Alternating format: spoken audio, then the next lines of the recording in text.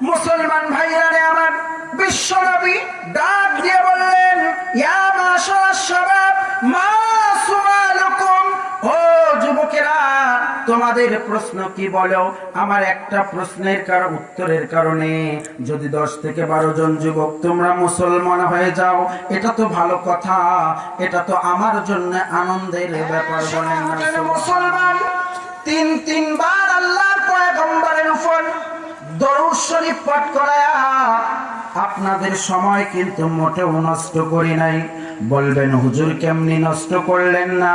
ওই যে আল্লাহর পয়গম্বরের হাদিস, মান সাল্লা আলাইয়া ওয়াহিদাতান সাল্লাল্লাহু আলাইহি আশারা, আল্লাহর পয়গম্বর হাদিস শরীফের মধ্যে বলেন, যেই ব্যক্তি আমার উপর একবার দরুদ শরীফ পাঠ করে আল্লাহ পাক রব্বুল আলামিন মুহূর্তের মধ্যে ওই বান্দার আমলনামার মধ্যে 10 বার রহমত নাজিল করে।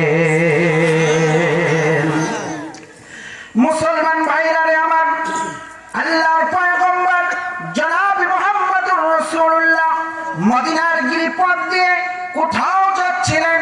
গিরিপথ বলা হয়, দুই পাহাড়ের মাঝখানে চিকন রাস্তাকে গিরিপথ বলা হয়। আল্লাহর পয়গম্বর জনাব মুহাম্মদুর রাসূলুল্লাহ মদিনার গিরিপথ দিয়ে কোথাও যাচ্ছিলেন। পথের মধ্যে 10 থেকে 12 জন যুবক এসে আল্লাহর পয়গম্বরের পথকে রোধ করে দিল। আল্লাহর পয়গম্বরের যাওয়ার পথে বাধাগ্রস্ত হয়ে গেল, মানব প্রাচীর তৈরি করে ফেলল। আল্লাহর পয়গম্বর ডাক দিয়ে বলল, ইয়া মাশারাশ শাবাব মিনাল ইয়াহুদ ওয়ান নাসারা লিমা সাদ্দাতুম, ও ইহুদ খ্রিস্টানের যুবকেরা রে, তোমরা আমার যাওয়ার পথকে কেন বাধাগ্রস্ত করলা? যুবকেরা ডাক দিয়ে বলে, ও আব্দুল্লাহর ছেলে মুহাম্মদ, লা তাখাফ ওয়া লা তাহজান, ও আব্দুল্লাহর ছেলে মুহাম্মদ, আপনি ভয় পাইয়েন না, আপনি চিন্তিত হইয়েন না, আপনাকে কষ্ট দেওয়ার জন্য আপনার পথকে রোধ করি নাই। বিশ্ব নবী ডাক দিয়ে বললেন, তাহলে কেন আমার সামনে বাধা হয়ে দাঁড়াইলা? তখন একজন যুবক সামনে আসলো। আসার পরে বিশ্ব নবী জনাবে মুহাম্মদুর রাসূলুল্লাহকে ডাক দিয়ে বলে, ও আব্দুল্লাহর ছেলে মুহাম্মদ, আপনি নাকি নবুয়ত দিদান, আপনি নাকি নবুয়তের দাবি করেছেন, আপনি নাকি নবী আখিরি জামানার পয়গম্বর। আব্দুল্লাহর ছেলে মুহাম্মদ, শুনে রাখো, তুমি যদি নবী হয়ে থাকো, আমরা যুবকদের পক্ষ থেকে একটা প্রশ্ন তোমাকে করতে চাই। যদি এই প্রশ্নের যুক্তিযুক্ত একুরেট জবাব দিতে পারো, 10 থেকে 12 জন যুবক আছি, এই মুহূর্তেই তোমার হাতে হাত রেখে তাওহীদের কালিমা পড়ে মুসলমান হব। যুবকেরা ডাক দিয়ে বলে, এ আব্দুল্লাহর ছেলে মুহাম্মদ, তবে আমরা যে প্রশ্নটা করতে চাই, প্রশ্নটা এমন জটিল এবং কঠিন, দুনিয়ার কোন সাধারণ মানুষের পক্ষে এই প্রশ্নের উত্তর দেওয়া সম্ভব নয়। একমাত্র যারা নবী এবং রাসূল তারা এই প্রশ্নের উত্তর দিতে পারবে। জোরে জোরে বলেন না সুবহানাল্লাহ।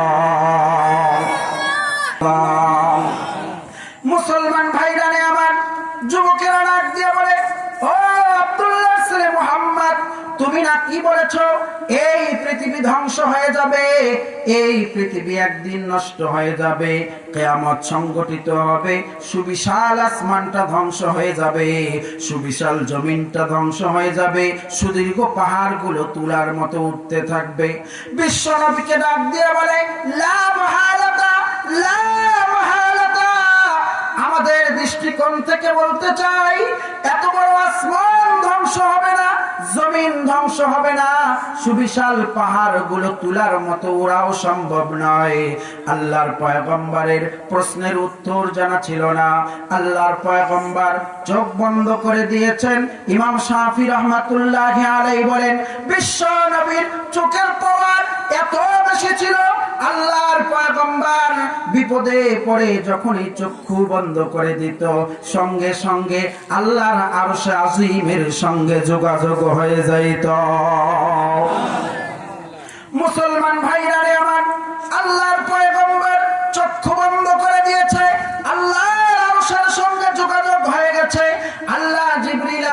ডাক দিয়ে বলে, ও জিবরাইল, যাও যাও মদিনার প্রান্তরে আমার হাবিবকে বেকায়দায় ফেলানোর জন্য ইহুদ আর খ্রিস্টানের যুবক ধ্বংস হবে। ওয়াকাইফা, এবং কিভাবে ধ্বংস হবে? ও জিবরাইল, আর এক মুহূর্ত কাল অবস্থান করো না। ওই কাফেরদের প্রশ্নের উত্তরটা আজকে নয়, পৃথিবী সৃষ্টি করার 50,000 বছর পূর্বে আমি আল্লাহ লাউহে মাহফুজের কলম দিয়ে সূরাতুজ জিলজালের 8টা আয়াতের মধ্যে তাদের উত্তর দিয়েছি। মুসলমান ভাইরা রে আমার, জিবরিল আমিন মদিনার প্রান্তরে চলে আসলো। আসার পরে বিশ্ব নবীকে ডাক দিয়ে বলে, ওগো পয়গম্বর, মাথা উঠান, চক্ষু খোলেন।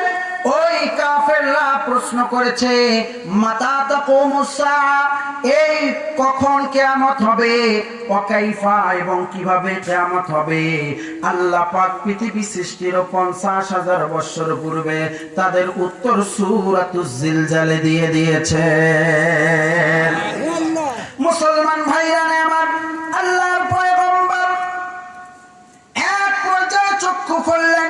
জিবরিল আমিন বলে দিলেন, ইজা জুলজিলাতিল আরদু জিলজালাহা ওয়া আখরাজাতিল আরদু ওয়াসকালাহা।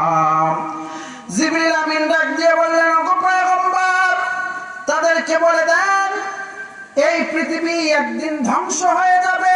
যারা বলে পৃথিবী ধ্বংস হবে না, এরা বোকার স্বর্গে বসবাস করে। এই পৃথিবী একদিন ধ্বংস হয়ে যাবে। কখন ধ্বংস হয়ে যাবে? এই পৃথিবীটা যখন স্বীয় প্রকম্পনে প্রকম্পিত হবে, জমিনটা যেদিন কাঁপতে থাকবে, সেদিন দুনিয়া ধ্বংস হয়ে যাবে। ও সোনাহাটের মুসলমান, বলেন তো দেখি, এখনো জমিন কাঁপে কি কাঁপে না? এখন কাঁপে, থামে, কিন্তু সেদিন কাঁপে আর থামবে না।